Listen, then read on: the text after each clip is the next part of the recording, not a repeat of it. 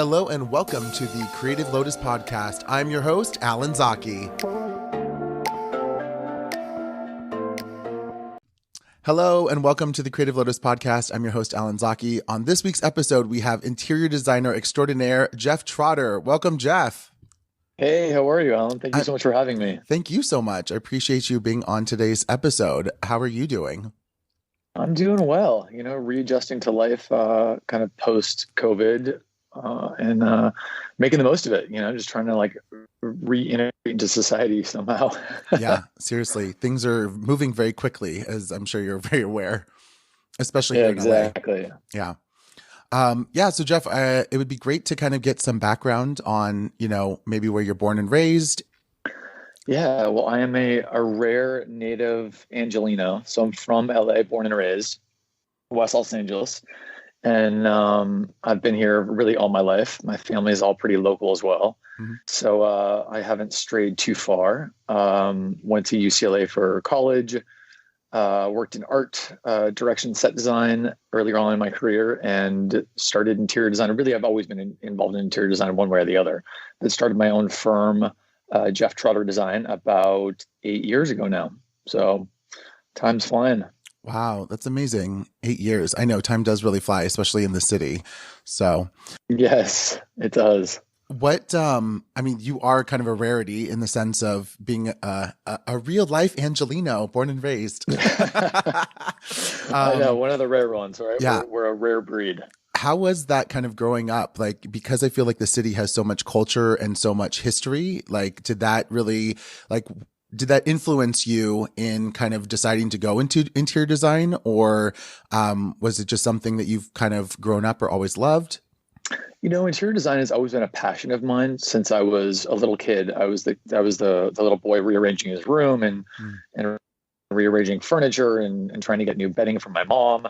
I had a deep down gut feeling that the space that I surrounded myself with really influenced my interior world. So I think I realized at a young age how having a space that reflected your own personality or your aesthetic really enhanced kind of your life experience. So that kind of is how my love for interiors began. It was kind of innate within me. But living in the city, it's hard to say because I don't really know anything other than Los Angeles. I think a lot of people that are natives here, born and raised, are probably a bit more normal, a bit more on the normal side than a ton of people that moved to this city to pursue dreams or whatever brings them to the city. I think a lot of people that are natives tend to be a little bit more grounded and realistic in their expectations because this is just home to us. So not all of us are necessarily coming here to find ourselves or to pursue something outside of us. A lot of it is just kind of, it's home to me. So it's hard for me to look at Los Angeles through any other lens, if that makes sense. Yeah, no, absolutely. I can't imagine. Yeah. The city is definitely like the city of dreams. So like you said, people definitely come here for a specific reason, but growing up here, yeah, it's just home to you. And if you don't know something you have to pursue, you're just like, I want to do this, work in this industry and do that, then it's kind of just what you do. So that makes sense. And I'm super, super grateful for that too, because being in a city like Los Angeles, a large metropolitan city, there's a little bit of everything at your fingertips. So you're exposed to all sorts of different cultural experiences, different art is all around you, different ways of life. There is a level of access, and especially if you're born into a certain amount of privilege, which I was, just being, a white male in Los Angeles. I had a lot of opportunities that I think a lot of people don't necessarily have when they grow up in a smaller town, in a smaller community, or maybe in a more rural place. So I've tried to take advantage of all those opportunities and really kind of use them to my advantage. No, absolutely. Yeah.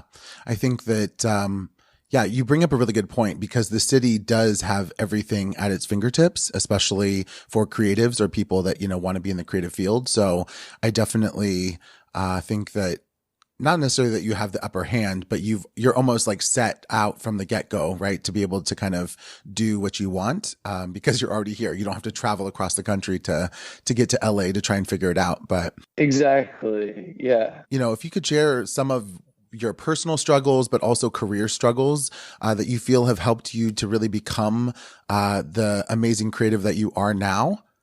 Oh, thank you. First of all, I would say, look, everyone faces adversity when it comes to their personal life, their career, whatever it is.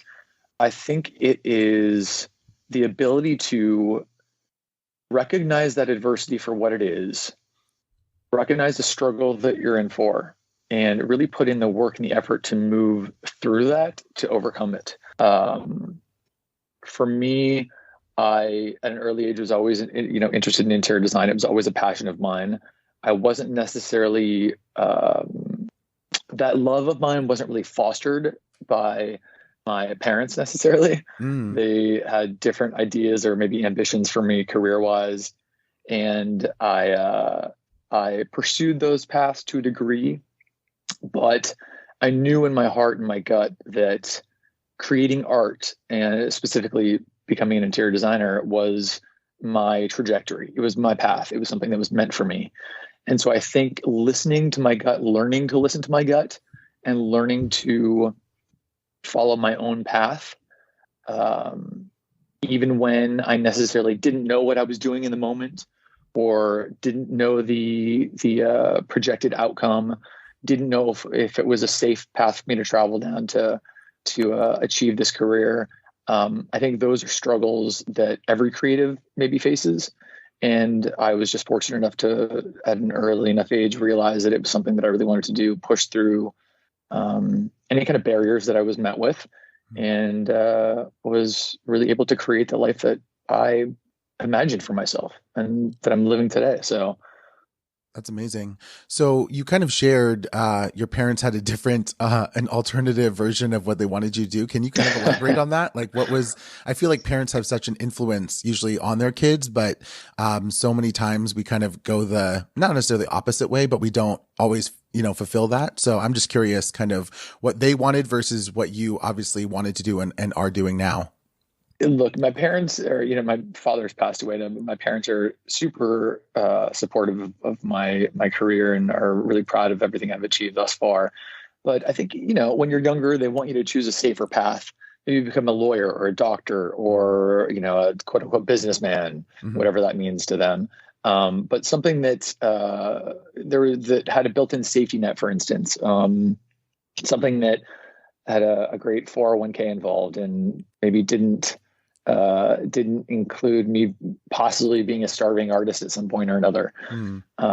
So, I'm grateful for their love and support in a lot of ways, but it also was a fire underneath me to really get out there and kind of prove myself and show them also that what I was doing was meant for me, and I could become a successful businessman, quote unquote businessman, but just in a different arena than maybe what they had imagined was possible for me. That's awesome. Yeah, no, I definitely understand. I come from a history and line of professionals. My mom is a dentist, and there's a lot of dentists in my family, and my sister is in the medical field as well. So being the artist of the family is definitely looked at differently, but always being very supported by my family, which I'm so grateful for, because not everyone has that, for lack of a better term, kind of privilege. So that's amazing. I'm so happy to hear that your family is supportive and loves what you do. Oh yeah. It's one of those, it's funny because, when I was younger, my parents obviously wanted me to kind of follow a certain path, but when I broke out on my own and I decided to go into interior design and open up my own firm, they were, of course supportive, but they just be careful, have a plan B, just be cautious. And, fast forward almost, about a decade later, now, I've built and designed my sister's home. I'm currently in the process of building and finishing up building and renovating and designing my mom's home. So it's this kind of funny full circle moment where now my mom is like, oh, and can you do this too? And how about this for my house? And And so it's just kind of, it's a nice moment to now have my mom as a client or customer. So talking about interior design and the fact that you are here in LA, it seems like a very competitive industry. Do you feel like you really have to like fight for your clients and kind of doing, I don't know if you do marketing or how that kind of works, but, and design is always kind of changing. So do you feel like it's something that you have to really push for, or is it kind of once you've established yourself in as the way you have, you don't necessarily, kind of constantly fight for clients, or is that not the case? The short answer to that question is no. I do not feel pressure. And it's not because I've achieved a certain level of success necessarily. It's because I think it's more about the perspective that I hold towards what I do. I consider myself an artist. I create spaces that are reflective of my clients' needs, but they're all filtered through my creative lens.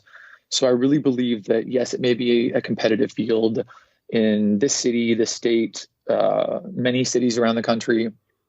I do believe that every interior designer is an artist, and we all are going to create something that is unique and different. We all have different things to offer our clients. And I think there's room for every creative in this industry. I think there's always a different perspective on something, a different vantage point. I respect my peers immensely. I'm constantly inspired by other interior designers that I know.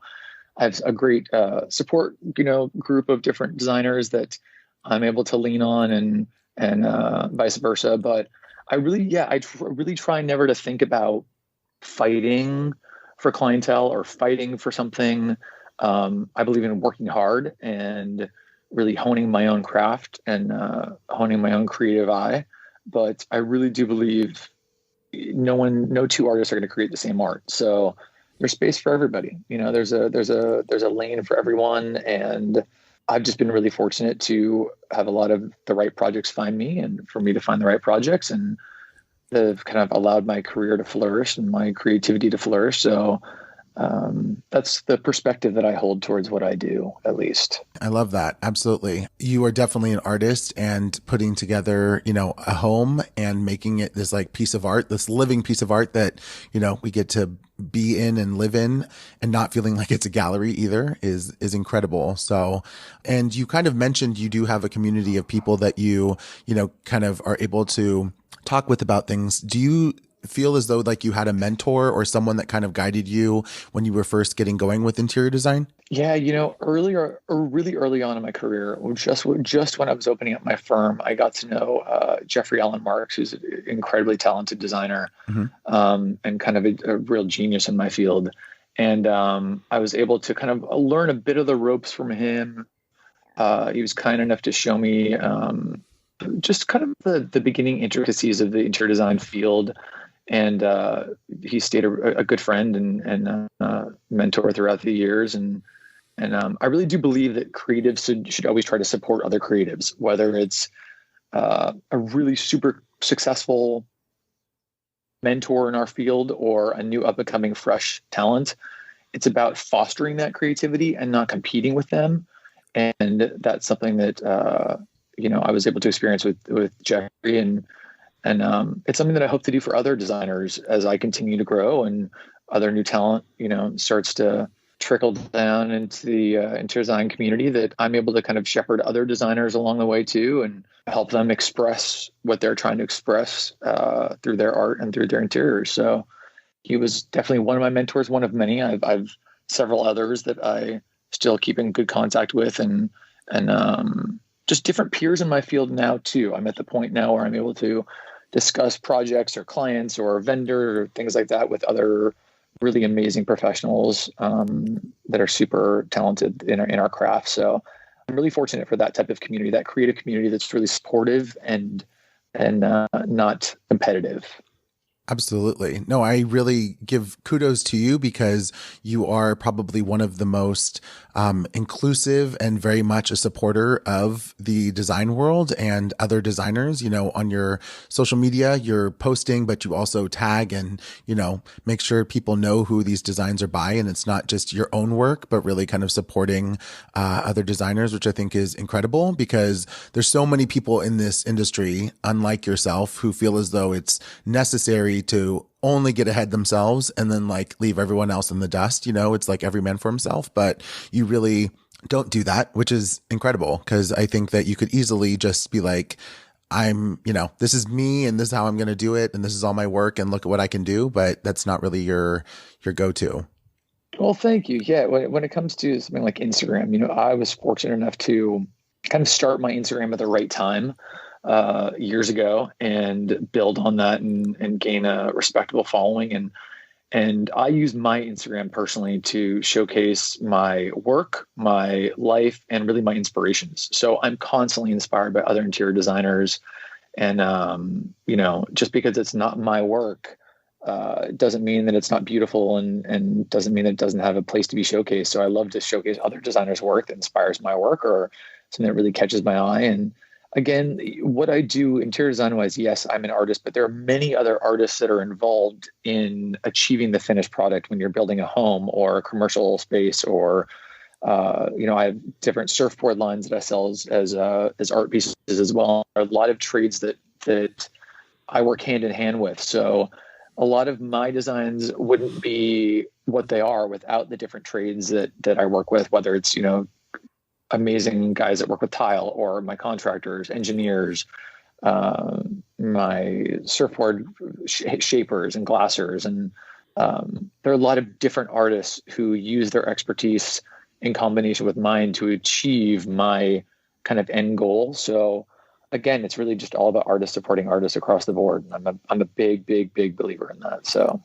absolutely. As the saying goes, it takes a village. And a lot of people don't realize that, that it takes yes. all of these artists and everyone to come together in order to create this final product. So no, that's great. I love it. It really does. It really does. Because, I'm not the one that's in there that's laying the flooring and I'm not doing the drywall work. And every one of these trades and these craftsmen, they have their own skill set and they are immensely talented. And the finished result, a lot of times the designer gets the full credit for because yes, it is our vision, but there are so many moving pieces and cogs in the wheel that are able to make that happen in the end. So my hat's off to all the professionals in our industry and photographers too. Photographers, you're an amazing photographer. Photographers capture these spaces and give them an everlasting life. So, I'm able to post photos of work that I've done and other amazing designers have done that credit your photographers because your photographers are the ones that really capture that and put it on film and work with you to,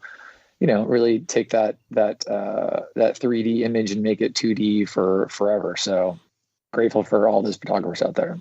Absolutely. I love that. Shout out to those photogs.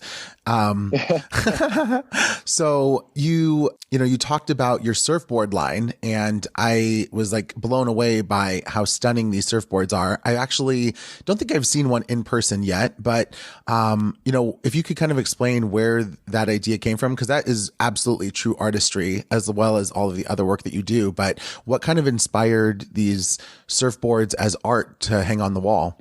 Well, thank you so much. One of our very good mutual friends is actually getting a surfboard of mine, so it'll be hanging in her living room shortly. So I think you'll be seeing it soon. Yes.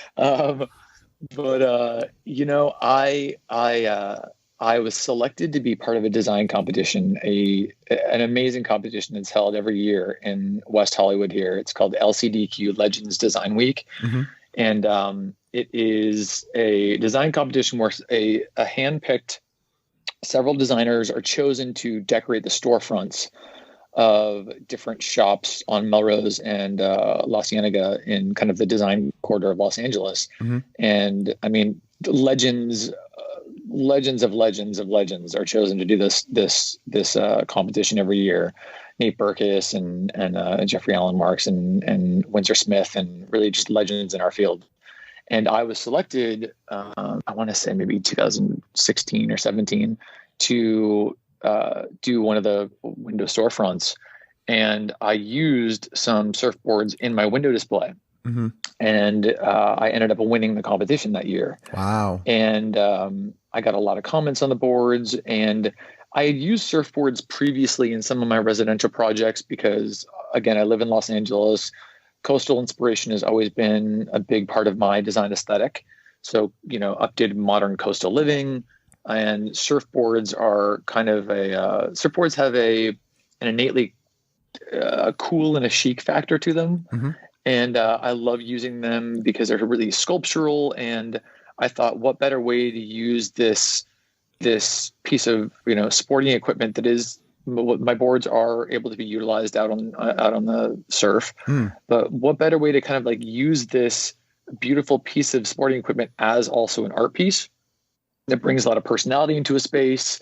And so I came up with the idea of just doing them in different unexpected patterns and prints that reflected my design aesthetic. And so I launched the JTD Stone Surf collection. And then about 2 years later, I launched the JTD Skin Surf collection. So the first Stone Surf collection is all inspired by marble and tile and stone. So these surfboards are simulated marbles, tile inlays, and the Skin Surf collection is all inspired by crocodile. So they're all crocodile prints in blacks, whites, and nudes with simulated brass inlays, and they're high performance boards that you can use and actually go surf on. But they're also just beautiful art pieces that you can lean up against your wall or hang above your sofa or above your mantle, and have as a really beautiful art piece that invokes conversation. Yeah, it was just a hunch. I had a feeling that it was something that I needed to pursue, and it felt right. And I think now I'm about 4 years in, and I have 2 more collections in the works, and I'm just grateful that they resonate with so many people. That's so awesome. It's so funny because when I first saw them, I thought it was an actual marble surfboard. And I was like, wow, that thing must be heavy as F and, really difficult. But then, when you explain that they're actual surfboards with the print on them and you can actually use them, which I think is even more cool. I was like blown away by it. But you talk about marble, and it's funny. My kind of running little joke is that you're the king of marble because you have so much of it and so beautifully incorporated into your interior design work. What is your kind of passion for marble, or kind of where does that derive from, if you have a place where it came from? Yeah, well, thank you. No, I mean, marble is kind of my thing. You're right about that. I'm a bit of a purist when it comes to design finishes. So I love marble because it's obviously an organic element. It's stone. No pieces of marble are ever the same. Every single piece of marble is unique, and there are so many variations, types of marbles. There's so much that can be seen. It's almost like a Rorschach test. Like when you look at a piece of marble, you can see different patterns, different photos. If you book match marble, or you kind of like butterfly and you have the veining is mirrored. Mm-hmm. It elicits a lot of different responses from different people. People see butterflies or people see images. And I just feel like it's a timeless material that never goes out of style. Yes, maybe the way you finish it, whether it's honed or polished, those things may come and go, but you look at buildings like every amazing ancient Roman building was built out of marble, and most of my kitchen countertops are covered in marble. So it's like this timeless, unique material that is just a beautiful statement in most of my designs. It's one of those things I'm really, really attracted to, and I use it almost in every project. So you're right to say I'm the king of marble. I'll take that. Yes, definitely. Put that on your, I own it. Yeah, exactly. Your trademark. I love it. Right. So you talked about, Roman history and the fact that marble has kind of withstood time. I was curious as to what or where you get your design inspiration from. Is it through travel or is it through art? I mean, like you said, you're an artist yourself. So where do you really get inspiration for each project that you work on? Literally everywhere. I'm inspired everywhere by everything at any time. Yes, travel is immensely inspiring, but obviously after this last year where nobody's been traveling, Yeah. and you're kind of stuck inside, I find really inspirations in nature. I find inspiration in music, in film, in fashion, in just about anything. I feel like as an artist, you should be able to be inspired by the pattern that rain leaves on a window, or the colorway of a sunset, or you see an amazing collection by Gautier or by Tom Ford, and just the lines of how his fabric drapes on the human body. There's so many different things that inspire me, and it doesn't really matter what field they're in. I can kind of take them in, filter them through my kind of interior design lens, and design a sofa that's inspired by maybe one of Tom Ford's collections, or design a wallpaper that's custom, that's based off of the falling rain on a windowsill. So those kind of things, as a creative, you should really be able to find inspiration in absolutely anything and everything at all times, because once you stop being inspired, it's really hard to create. So talking about all of these moments that you just kind of expressed, do you find yourself taking a lot of photos to keep that inspiration, or be inspired by it later and integrate it? Or how do you kind of pull all of these things and use them to ultimately make your design? Or does it all just stay locked up in your mind? It's a healthy mix of, I think, all of the above. I love photography, so I collect a lot of photos. If I see something I'm inspired by, I'll snap a photo of it. I love Pinterest, like every other human being on the earth does. Love Instagram. I'm obviously very visual, so any visual medium is something that really kind of helps inspire me. I love magazines still, like going through physical copies of magazines on a weekend and finding things that inspire me. But I think in another lifetime, I think photography would be something that would really capture my eye too. Because I love to frame different shots out in a certain way. When I photograph my interiors, I have very specific ideas of which shots I want, how I want the room to be captured, how I want the lighting to be, the angle of where I want to shoot from, and the exposure levels, all those kind of things I'm very intrigued by and interested in. So I think maybe in another lifetime, I would delve into a bit more photography.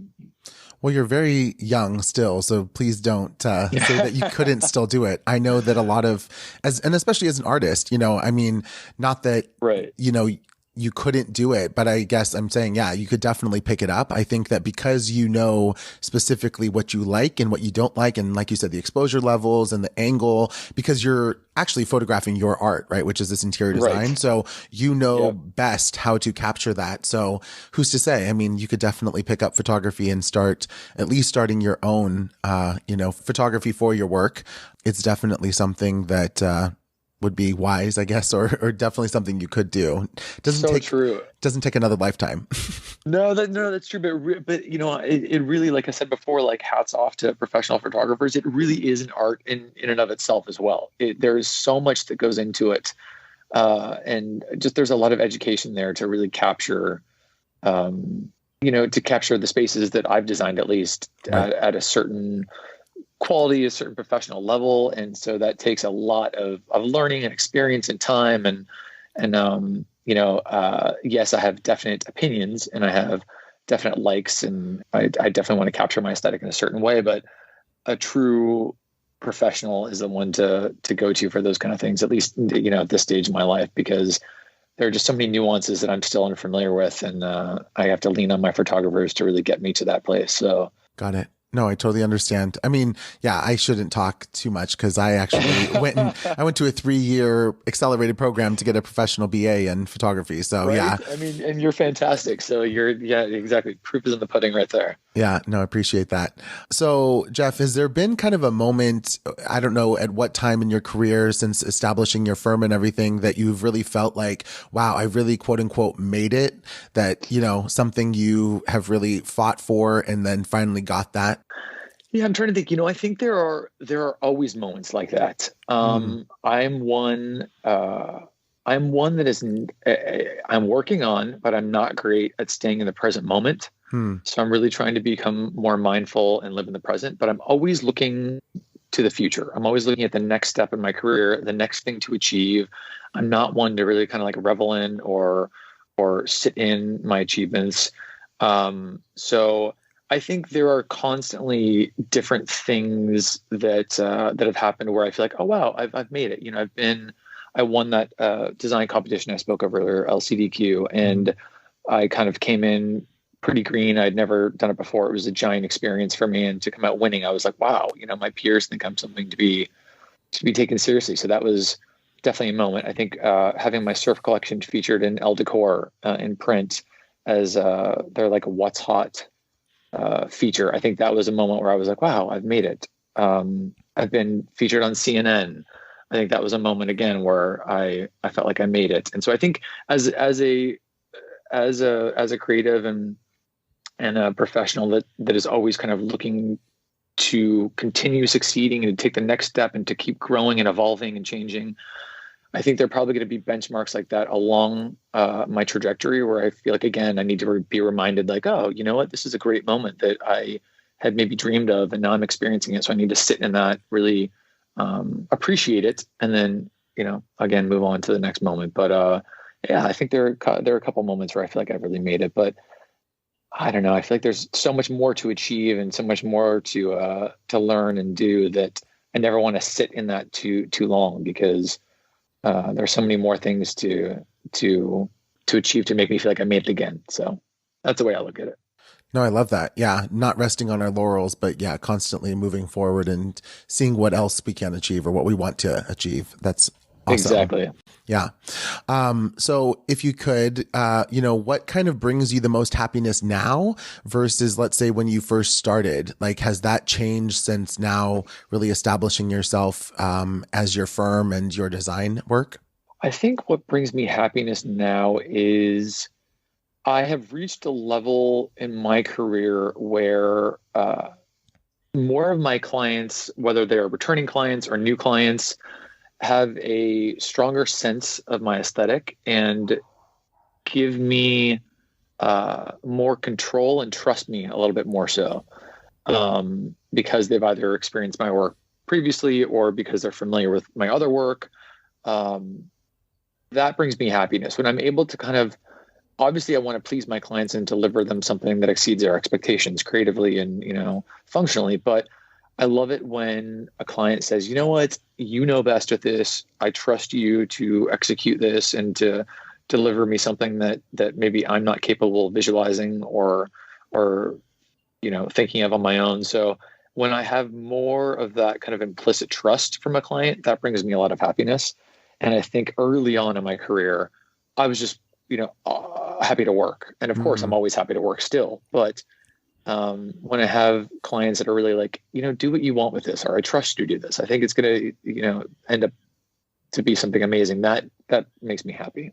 Kind of when you release the shackles of micromanagement or a client that second guesses your every move, that brings you a lot more creative freedom and you feel a sense of creative control. And I think that ultimately gives me happiness. So true. It's funny. I think I just saw a meme the other day that said like the $500 client versus the $50,000 client. And the $50,000 client is, yeah, please just do what you do best. And it's amazing. And the $500 client is, so I really think that you really need to do it like this. And I was also wondering if you could do this. And I don't like this. And it's kind of like all these things that come with it. And so, yes, yeah, I think similarly, like as creatives, it's kind of like, when you first start out, you get stuck on the idea that I just need to work, right? You need to pay the bills, you need to, you know, live. But when you've been able to, you know, establish yourself and have clients that trust you and are willing to give you, you know, what you're worth, right? Instead of like fighting them for it, you don't really have to question this, like, you know, what if or, but, you know, and that's not to say, obviously, problems don't arise. I'm sure you definitely still have. Oh my God. Yeah. I was just going to say, yeah, I have to be very careful with saying that because, you know, no matter where you are in your career, you're always going to experience pushback from difficult clients. And that's always going to be, you know, something you're going to have to manage and work with. But I'm just saying for the most part, right? Like with gained experience and hard work, you tend to maybe attract clients, hopefully, I think, that tend to trust you and trust your creative vision and let you execute what you were hired to do, instead of, the once in a while nitpicky, difficult clients that are looking over your shoulder and questioning every decision you make. And, that stifles your creativity. And that's exactly what you're there to do, is create. So, Right. Absolutely. Amen to all that. Yeah. Have you ever had to fire a client or like in the middle of a Yes. project? Really? Wow. Oh yeah. Yeah. Yes, it's happened. Because here's the thing, we are creatives, we're artists, but we are also business people, because Yes. to be successful artists that make a living, right, in this, 3D world that we live in, it'd be great to be able to just do all of our art and just put it out there in the universe and be rewarded somehow. But, we live in a capitalist society where you have to make sure that you're taking care of your the business end of things, and make sure that you're being compensated for your work and your ideas. If there is a client that, maybe is inappropriate, or a client that just steps over some boundaries that are not cool, then business is business, and sometimes you have to cut ties and move forward and walk away. So yes, it's happened. I'm sure it's probably going to happen again, but let's hope not. Yeah. Well, no, I think it's a very tricky balance between art and commerce, right? So it's definitely, Absolutely. yeah, it's finding that balance. I think that too often I am such an artist, especially as a photographer, that I don't know, or I don't like the business side of things, but I've realized, especially as I've gotten older and been in this industry for much longer now, that you really have to stand up for yourself. And first is actually the business. And then secondary comes really the artwork that you're doing for these clients. So I'm sure, yeah, you definitely have had those situations. I don't think I've ever fired a client or stepped away. I've definitely come to the edge of wanting to break or just saying like, no, like enough. But I feel like your work is a longer process than mine necessarily. So I'm sure after a while, it's kind of like, okay, we're done. Like this is it. And the fortunate thing is that it hasn't happened often. I want to say, honestly, maybe just a couple times in my entire career, but sometimes it's necessary because, look, every human, every person needs to be able to set boundaries that are healthy for them.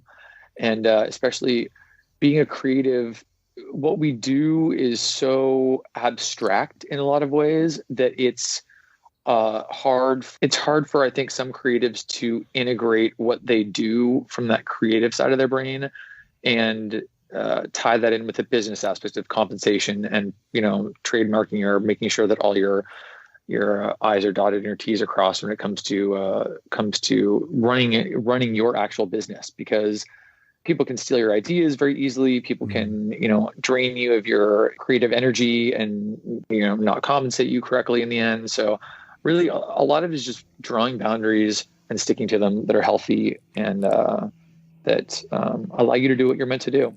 With all the projects that you are doing and the busy man and firm that you have, what is your work ethic like? Because it's no easy task to be a creative and do the work. So what do you really have to do for yourself in order to get all of the work done?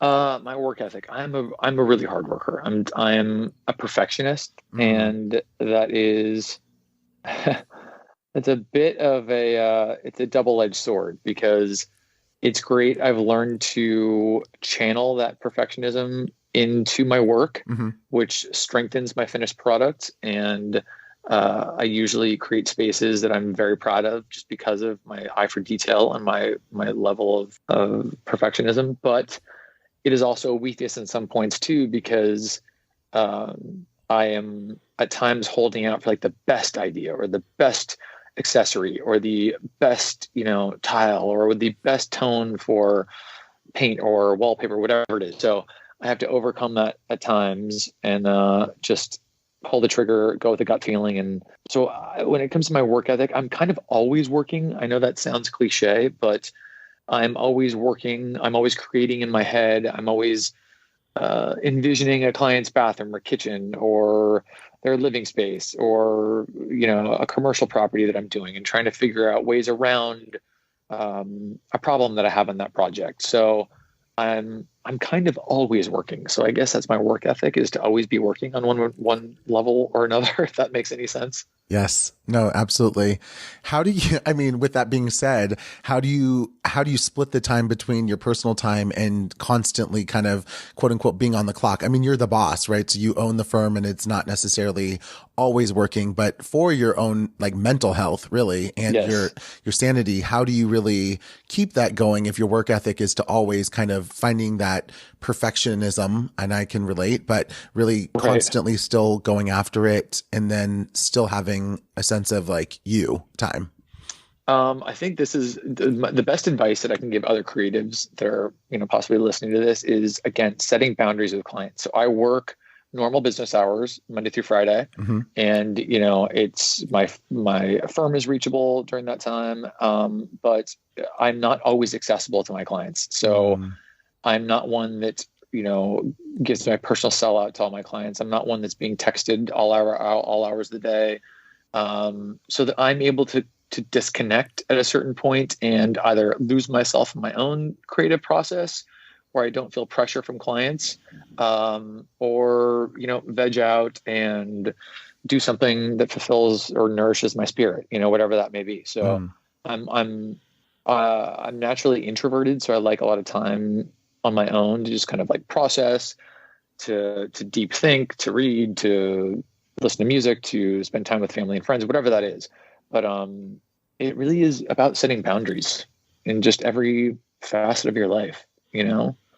Yeah, absolutely. I totally understand. Yeah, giving out the cell phone. I mean, sometimes I question because my phone number is out there everywhere. It's like on my website, on Instagram, like you can pretty much access me at any time, and it's kind of scary.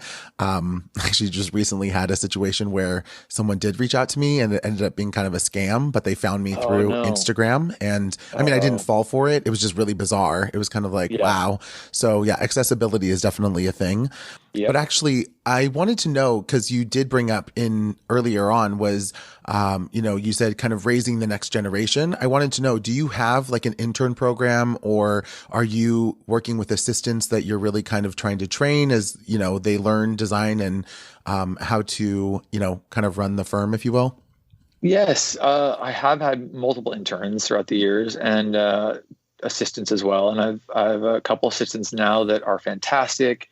They both bring different levels of creativity, different levels of expertise, and different visions to my Mm, work, which I'm always open, and I love to hear other people's opinions, definitely that I work with and that I respect other people's opinions on different spaces or things that I'm creating. Ultimately, I am the final say in mhm. everything that I produce and create. But um, I really want to engage the people that work for me and make them a part of the process, so that they're then able to, at whatever point they're ready in their careers, to leave me and to uh, be able to delve into whatever they want to do, whether it's interior design, if they want to follow, in my footsteps and become interior designers or artists on their own, that I've at least given them the tools to navigate the industry to a degree, that they learn my process and can maybe hopefully make it their own or use it a bit so that it dovetails along with their own creative process and makes their journey a little bit easier. That's great. I love it. Yeah.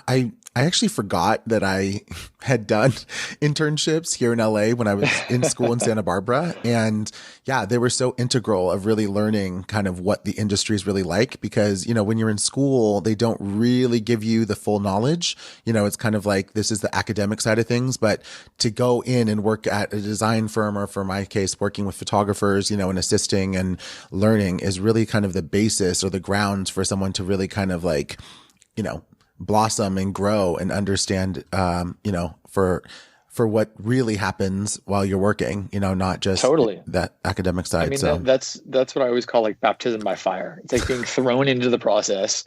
And I want other creatives too that are listening to this to know that not every experience, whether you're working for another designer or working for an artist or whatever it is, or working with clients, not every experience is going to be rosy. It's not going to be mm, perfect.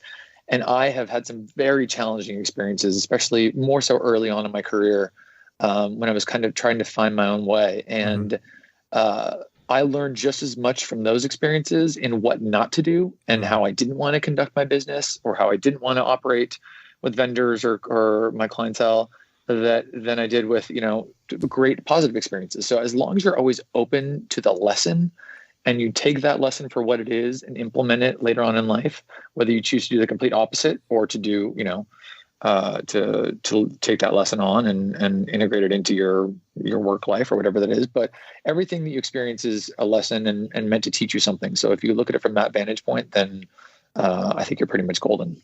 Absolutely. 100% agree with you. So what's maybe one thing that you've really learned about yourself working in this industry?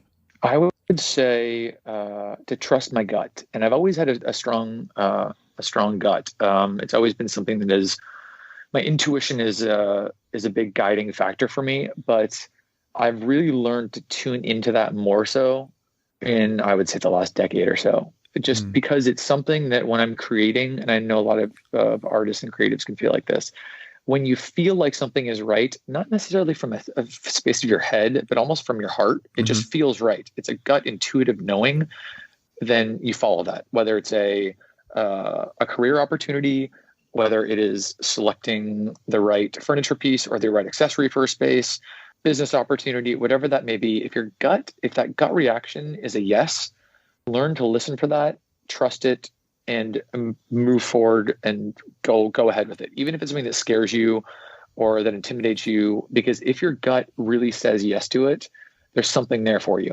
So that's something that I've learned about myself even more so, to really trust my gut and to listen to it. Yes. No, I 100% agree.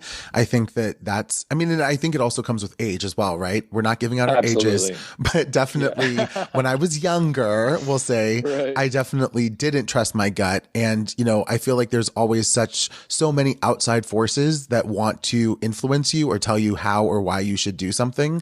And so, trusting your gut and knowing that this is me as an artist, no matter what, I'm not going to be swayed by someone's comment or whatever is really kind of such an imperative thing for you to be able to really flourish or really, see your success. Totally. And not to get too meta here too, but I mean, yes, there are so many outside influences that can kind of put a veil over what your intuition might suspect to be correct, but also your own ego. There are so many things, those kind of your inner saboteur, those voices in your head that say, oh, you shouldn't, oh, you're not good enough, or you're not experienced enough, or don't do that, or whatever that voice is that's keeping you down. To learn to separate that from what your intuition is saying is another, an amazing tool and a gift that I've learned to kind of hone. Again, like you say, as I've gotten older, but again, that comes with experience as well, and really learning to differentiate the two, your ego or your intuitive knowing. Do you have a personal, spiritual or faith-based something that has also kind of helped you through that process when you're talking about not letting your inner ego or saboteur kind of take over? Do you find yourself, needing to do something, if you will? Yeah. No, yeah, I'm super spiritual. I was born and raised Catholic, but I don't consider myself necessarily religious. But I'm very spiritual. I am very philosophical. I am very curious. I'm a very curious person, and I love to question things. I love to do my own research. And again, I think when you're curious and when you go down that path of curiosity to find answers, whether you find them or not, you will find things that resonate with you. So spiritually speaking, kind of realizing that your gut or your intuition is pulling you in one direction or another, and just trying to align your vibrational frequency with that of your highest self, of your highest good, to make sure that you're operating from a place of knowing what your intentions are.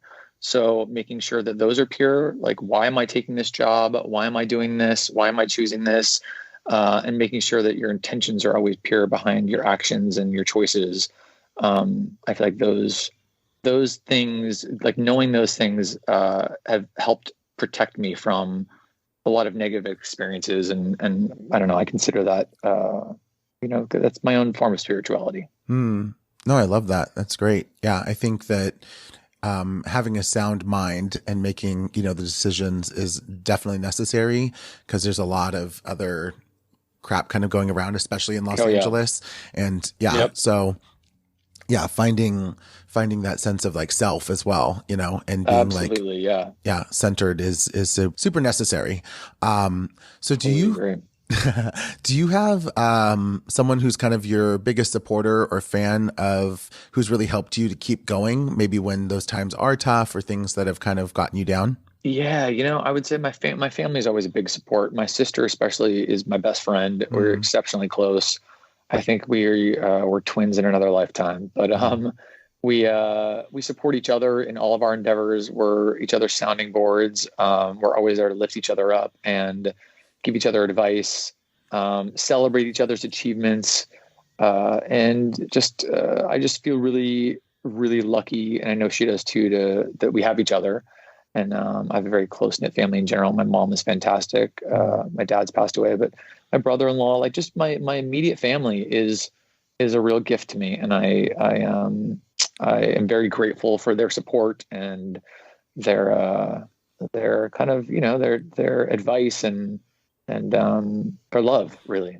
No, I shout out to Kelly, your sister. Shout out to Cal. Yeah, Shout out to Cal. Yep. That's awesome. No, I think family is so important. And I know that, like you said, is very important to you as well. And those supporters are the ones that I think we can kind of lean on and be able to keep going, because, as artists and creatives, it's definitely no easy task. Like you kind of mentioned before, it's not the given path of doctor, lawyer, or businessman. Yep. So, businessman, just in a different way than my parents expected, right? So exactly. Definitely a businessman, just differently than my parents had anticipated, I think. 100%. So you kind of tapped into this a little bit, but obviously last year was, the attack of COVID-19, and it affected, really everybody worldwide, in all kinds of ways. But what was it that kept you really going during this pandemic and going into 2021? Or how did that really affect you as your business? Because obviously, doing site visits and working with your clients on their locations and homes, or, their properties, like how did that really affect you? And how were you able to get through it and come into this year? So, I consider myself extremely privileged with getting through this last year with, not only my business surviving and having my health and my family's health. And there are, so many aspects of that I'm grateful for. But I really was privileged enough to use this last year to my own benefit. I stayed home, obviously a ton. My family and I took COVID extremely seriously. So I really took that time to reflect a lot, to do some deep diving, to create, to become inspired, to read a lot. My family's all local, so we were able to kind of have our own very small, close-knit pod where we really only saw each other through COVID, but we were very, lucky to have that. And we all remained healthy, and very grateful for that and the precautions that we took, all of us, to stay that way.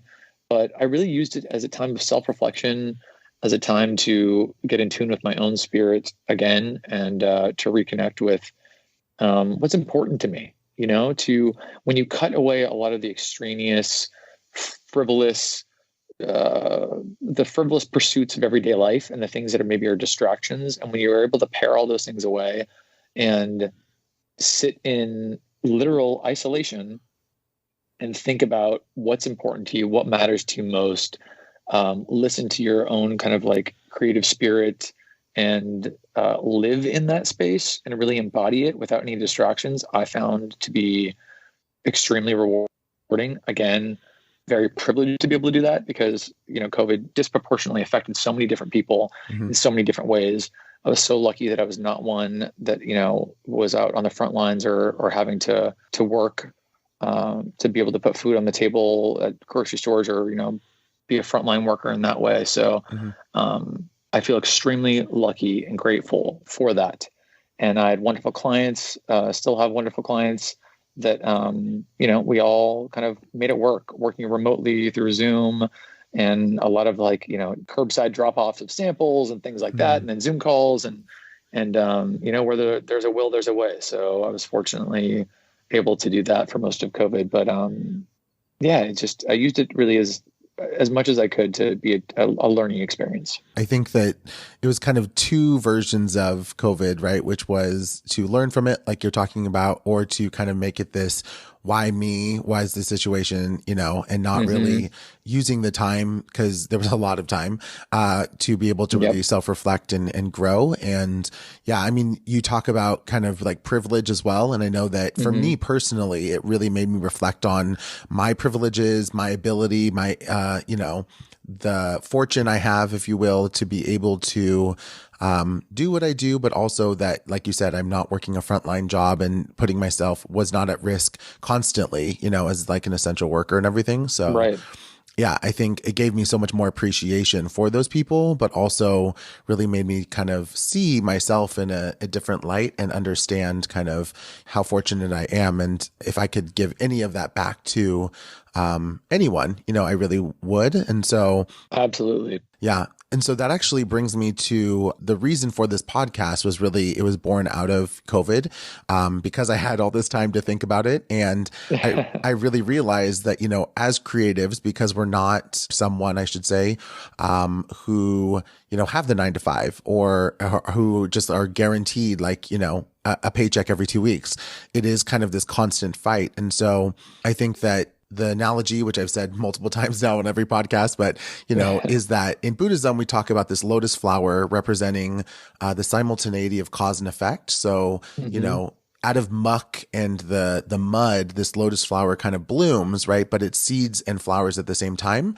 And so it's kind of like saying like every struggle or the gunk underneath ultimately leads to this beautiful, lotus blossom. And so I feel like creatives are like that. I mean, everyone is like that really, but we have to like really fight a lot of struggle or kind of the gunk underneath in order to kind of bloom, and not only see success, but to be happy, in our state of life.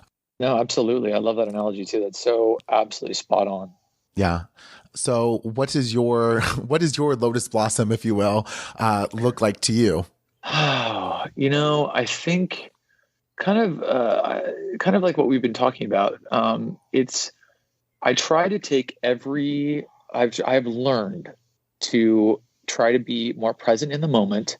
And when I am met with adversity or when I'm met with a difficult situation, I try to recognize it in the moment and realize, okay, this is difficult right now, but I'm meant to grow from this. So there's something in this experience that I'm meant to learn from so that I can either do something differently next time. I can either, now that I know more, I will do something differently, or I will do better, or I will, come to a different answer in the end, or whatever it is. So I try to take that adversity, learn from it, and be present in the moment and realize, instead of throwing your hands up and being, oh, why me? Oh no. Oh, why this or why that? To realize that everything is temporary. It is just a moment in time. I need to learn the lesson, push through it. And when I've done that successfully, I usually end up for the better. Whatever that problem is solved with a better conclusion. Whatever adversity I'm met with, I come out stronger on the other side, or I'm happier with the end result. And I usually won't have that same situation happen to me twice. That's what I've learned thus far. So, I would say that's probably my lotus flower moment idea.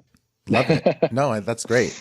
Yeah, I think, I believe that, every struggle we're given is like uniquely to us, but in the sense that we have all the capacity and ability to overcome it, but it's a matter in really believing in ourselves, right? In order to take it on. Like you said, do I accept this struggle and go, aha, this is a great struggle for me to like learn something from and break through? Or do you get defeated by it the moment it arrives and just say, okay, I give up or give in, but the older we get too, right? Bigger and more and different struggles kind of start to come up. So it's almost like everything before that was like the training to lead up to where we're at currently.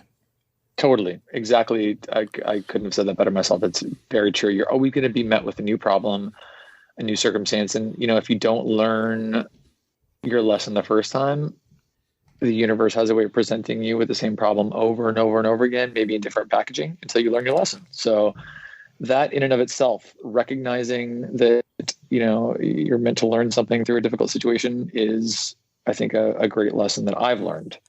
So I try to implement it as much as I can. Awesome. Yeah, I totally agree with you on that. So kind of looking to the future, what are some of the goals that you have maybe for like the next year, 3, 5, 10 years from now? What does Jeff Trotter Design look like? Or, family, settling down, relationship, et cetera, et cetera? I think I have a lot of goals. I find it really healthy to set goals. I find that it's healthy to dream and dream bigger than dream bigger than you ever expect to dream. So I have a lot of different goals I'd love to achieve. I hopefully, in the next 5, 10 years, will still be designing and doing things that fill me with passion.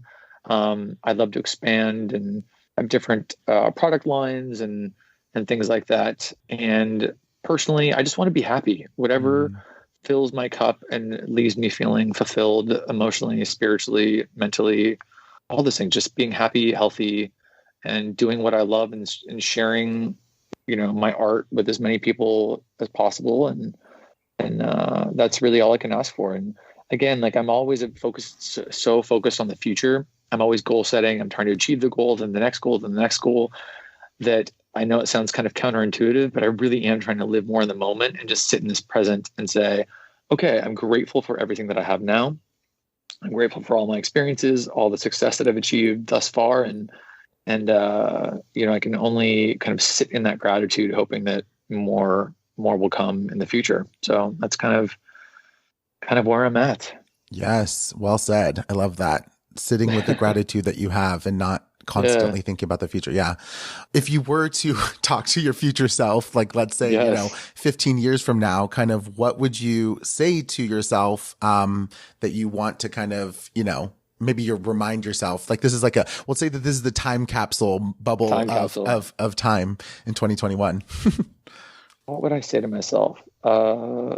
Congratulations for always following your gut, for trusting your intuitive knowing, for not second guessing your creative abilities. And you are where you are in your life because you went out and achieved it. You manifested it and you achieved it. And all the abundance that you sit in is because you believed you were worthy of it, and you believe you're worthy of it, and you are worthy of it. Wow. Yes. That's what I'm going to tell myself. Drop the mic. Drop the mic and we out. No, that's so well said. I love it. You should be a motivational coach, or you can definitely give some TED Talks or something. That was great. Oh, hey, it's all about sharing your love and light, right? 100% sharing your story, sharing who you are, I think is what it's about for sure. Well, thank you so much. I really just want to make sure that people are able to follow you and kind of see your work. So on Instagram, like what's your @ handle and what is also your website if we want to check out more of your amazing design work? Yeah. Well, first of all, thank you so much for having me and giving me this platform. And I really appreciate the time. And if you want to find me on Instagram, I'm @ Jeff Trotter Design. My website is jefftrotterdesign.com. Pretty much the same across social channels. J Trotter Design, I think, on Pinterest. Come head over to my website, check out my JTD stone and skin surf collections, and check me out on Instagram. Fantastic. Thank you so much for taking the time. I know you're a very busy man with all of the design work that you're doing, and so I really appreciate it. And I look forward to seeing what is to come from Jeff Trotter Design. No, thank you so much, Alan. I appreciate it. And you as well. Thank you. I'll talk to you soon. Sounds good. Have a great day. You too. Bye. Bye. Wow. Thank you so much to Jeff for such a great interview. I had such a fun time speaking and talking about design. This week's Buddhist quote of the day is, "Day after day, steadily press ahead, one step at a time, with all your strength. The accumulation of such small actions, such small triumphs, will result in a historic victory." By Daisaku Ikeda. Thank you so much for listening to today's episode of the Creative Lotus Podcast. I'm your host, Alan Zaki. Please go ahead and subscribe, rate us, and write a review. And follow me @ Alan Zaki on social media. I look forward to having more amazing creative dialogues on the next episode.